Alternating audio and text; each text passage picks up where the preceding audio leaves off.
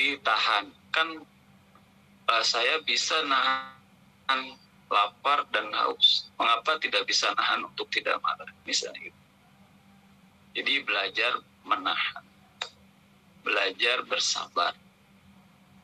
Karena belajar sabar, belajar menahan untuk tidak melakukan apa yang buruk, apa yang jelek, apa yang bisa mengakibatkan kerusakan,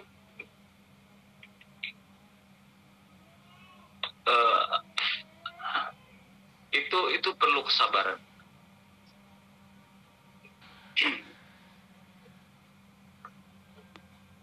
Maka dalam hadis itu dikatakan as-siyamu nisfus sabri. Puasa itu adalah setengah daripada kesabaran. Jadi jangan sampai makanya kita berpuasa makan tidak bingung, tapi harus menahan apa yang memang buruk, dilarang oleh agama. Dilarang bergibah, pengen banget bergibah nih, ditahan karena tahu itu tuh nggak boleh. Seperti kita pengen banget makan, ditahan karena ini sisi yang nggak boleh makan. Pengen sekali bergibah, ditahan. Kenapa kok nggak bergibah? Karena nggak boleh, dilarang. Karena kalau saya gibah, nanti pahala saya nanti bisa disodakohkan, nanti habis nanti di akhirat tuh disodakohkan kepada orang yang digibahi. Pengen marahin orang, ditahan. Kalau jadi bos misalnya, pengen marahin karyawan, nggak apa-apa sih kita marah, tapi jangan pakai emosi. Bisa nggak?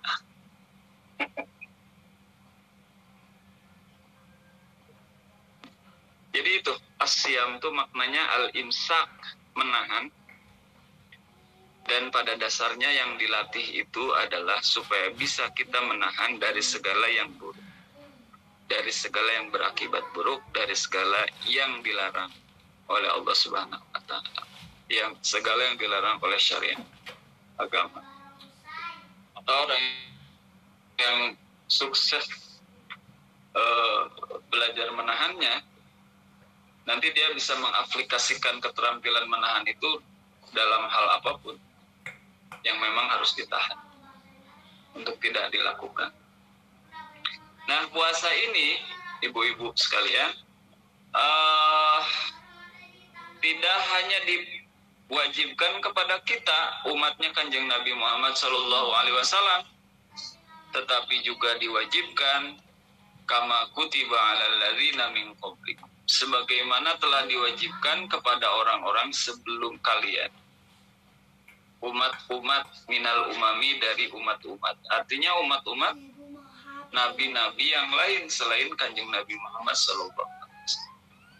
Puasa itu diwajibkan, meskipun kaifiat atau tata cara berpuasanya itu mungkin berbeda, tidak seperti kita. Kalau kita kan puasanya dari subuh sampai maghrib. Mungkin umat yang lain caranya berbeda. Ada yang puasanya itu sepanjang malam juga, misalnya buka maghrib, nah habis buka nanti puasa lagi sampai nanti waktu sahur, misalnya gitu. Atau puasanya sehari puasa sehari enggak, atau itu pokoknya intinya mah mereka puasa itu semuanya dituntut untuk belajar mandi. Itu intinya. Jadi kalau kita cuma mogok makan, mogok minum, puasanya itu cuma itu aja. Tapi mata nggak dijaga, telinga tidak dijaga, lisan tidak dijaga, tangan dan kaki tidak dijaga,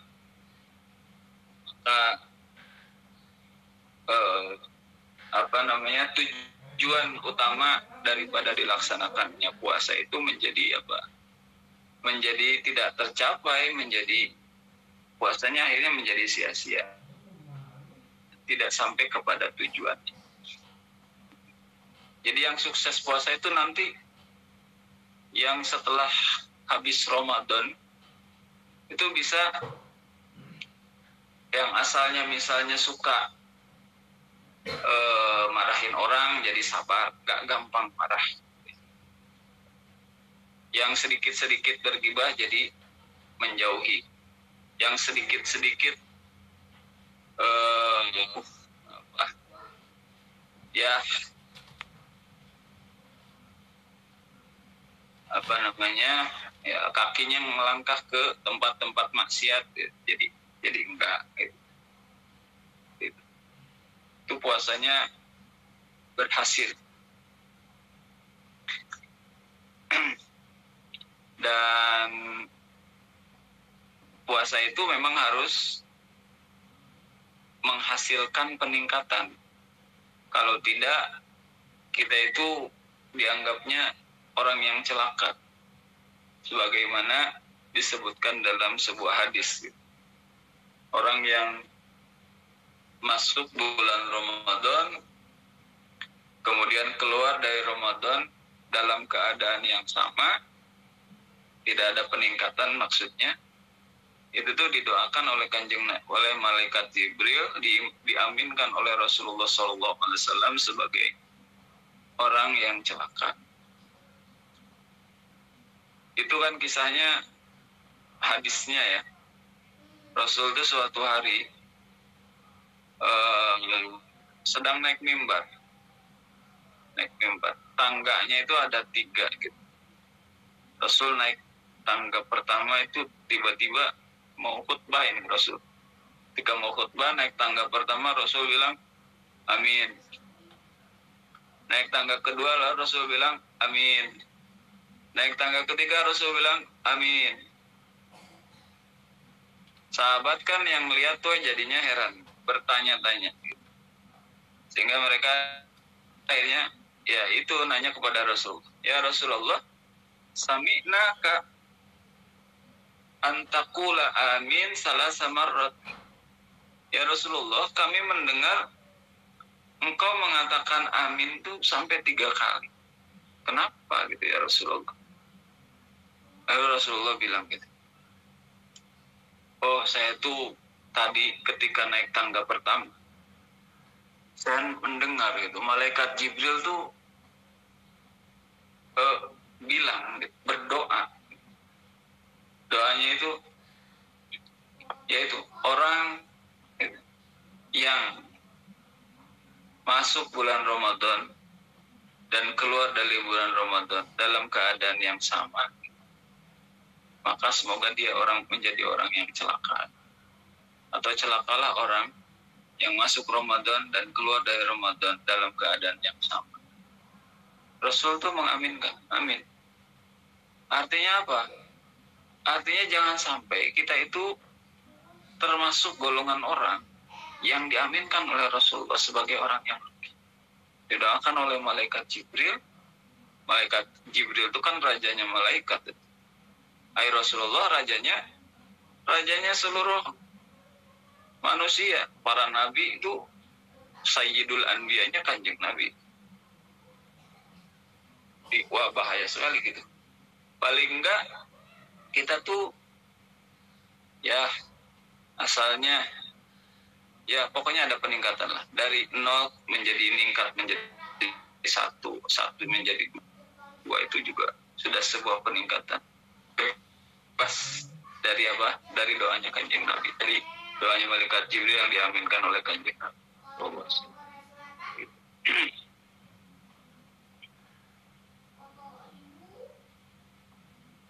Lainnya itu yang didoakan celaka dan diaminkan oleh Rasulullah adalah orang yang, kata malaikat Jibril, celakalah orang yang dia mendapat kedua orang tuanya ya, yang sudah tua yang masih hidup ya. Dan kedua orang tuanya itu tidak memasukkannya ke dalam surga. Itu juga celaka itu. kita punya orang tua, 2 orang tua atau salah satunya yang masih hidup. Tapi masih hidupnya orang tua kita itu tidak membuat kita masuk surga. Itu kita celaka. Karena kalau kita punya orang tua masih hidup itu sebuah kesempatan untuk apa? Untuk berbakti, yang mana kebaktian kepada orang tua itu bisa menjadikan kita masuk surga atau menjadi sebab kita masuk ke dalam surga.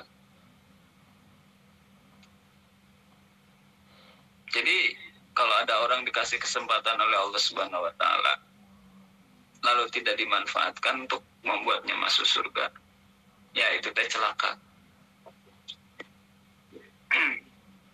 Kayak gini sih sebenarnya itu tuh. Misalnya suatu hari ya kita ditawarin uang gitu.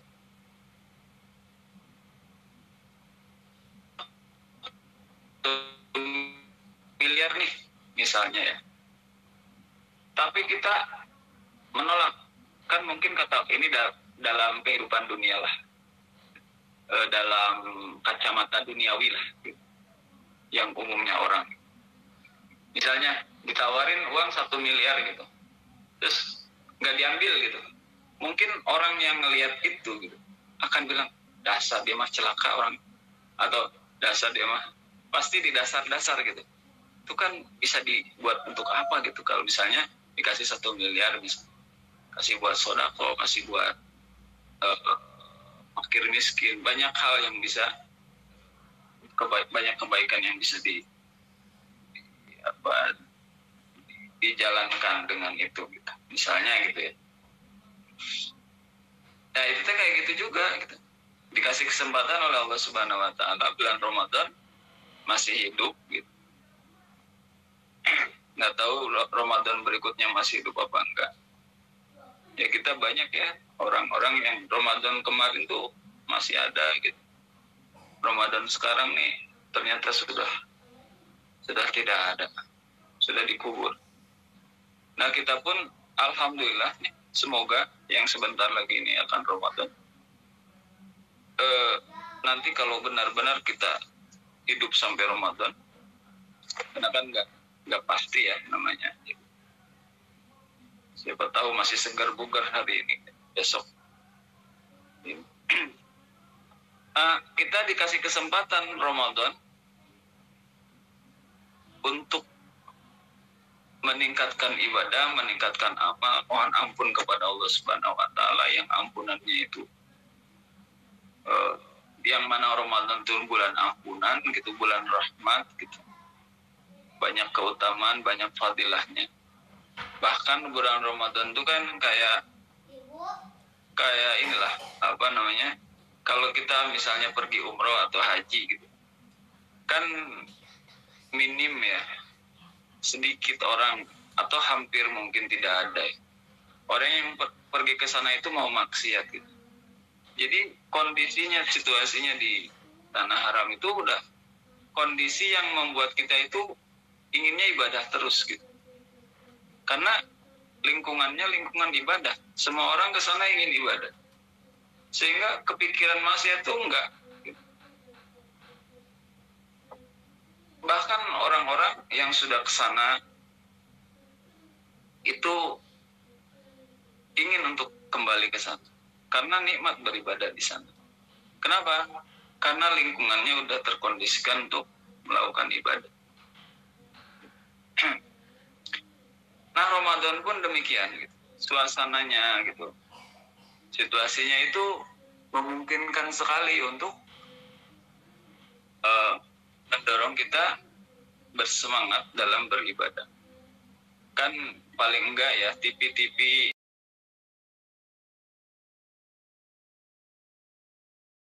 ayyam ma'dudat. Tidak. Makanya suka beda itu. Orang yang menentukan puasanya pakai hilal dengan orang yang menentukan puasanya pakai hisab. Ngelihat hilal gitu. Ru'yat sebutnya. Nah, kemudian Bagaimana dengan orang-orang yang sakit atau safar? Nah, di dalam Al-Quran, di dalam ayat ini, Allah Subhanahu wa Ta'ala menjelaskan bahwa apabila orang sakit, dan ingat Bu nih, sakit yang boleh membatalkan puasa adalah sakit yang memang kalau dia tetap berpuasa akan berakibat, ya, berakibat buruk pada kesehatan. Itu boleh tuh berbuka. Masih cuma liar sedikit mah jangan, atau sedikit panas sedikit ya. Kalau dilanjutin puasa, kita ada keyakinan ya kalau dilanjutin puasa ya masih, itu lanjut aja, baiknya lanjut. Apalagi kalau cuma apalagi kalau sakitnya cuma cara tanggal atau sakit kaki, nggak ada kaitannya tuh sakit kaki dengan puasa. Itu lanjut. Kemudian kalau safar, nah safar pun di sini dijelaskan safarnya itu musafiron safrol qasri. Musafirnya perjalanan yang membolehkan sholat qasar, bukan perjalanan pendek ya. Perjalanan yang membolehkan dilakukan sholat qasar. Itu perjalanan sekitar 85 km. Jadi kalau perjalanan kurang dari itu tidak boleh dibatalkan puasanya. Bahkan adalah lebih baik kalau kita dalam perjalanan sepanjang 80 km atau lebih, atau jarak yang membolehkan kita melakukan sholat qasar, itu lebih baik untuk melanjutkan puasa. Apalagi kalau sekarang kan perjalanan itu ya sebenarnya nyaman-nyaman aja gitu. Tidak seperti perjalanan dulu ya. Kalau dulu naik kuda gitu, kalau panas-panasan gitu ya. Terasa sekali gitu sengsaranya perjalanan. Kalau sekarang ya naik travel ber-AC, bisa tidur malah gitu. Jadi lebih baik untuk tidak dibatalkan meskipun perjalanan itu adalah perjalanan yang panjang. Dan perjalanan itu juga harus dimulai dari sebelum fajar atau sebelum subuh. Itu boleh nanti berbuka puasa. Nah, kalau orang kemudian berbuka puasa karena sakit atau safar, karena dua alasan ini, maka dia harus menggantinya. Fa'iddatun min ayyamin ukhar. Maka wajib kepadanya, gitu. Fa'iddatun itu fa'alaihi adaduma aftara.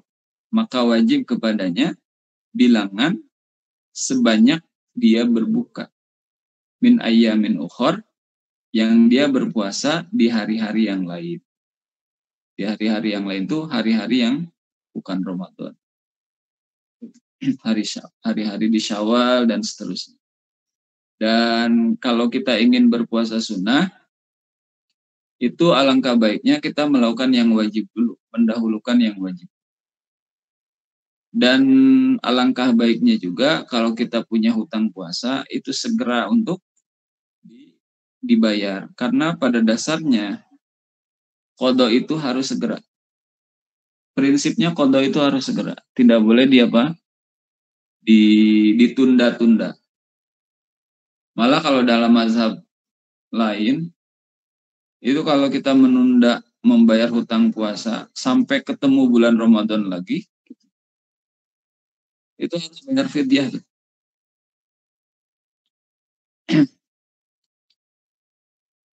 Nah gitu ya, min ayyamin ukhar.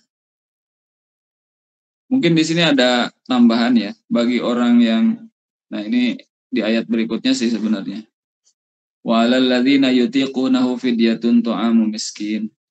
Bagi orang yang tidak kuat berpuasa, disebabkan ya, penyebabnya tidak kuat itu disebabkan karena usianya yang sudah sepuh, sudah pikul, sudah sepuh, sudah nggak kuat untuk melakukan puasa.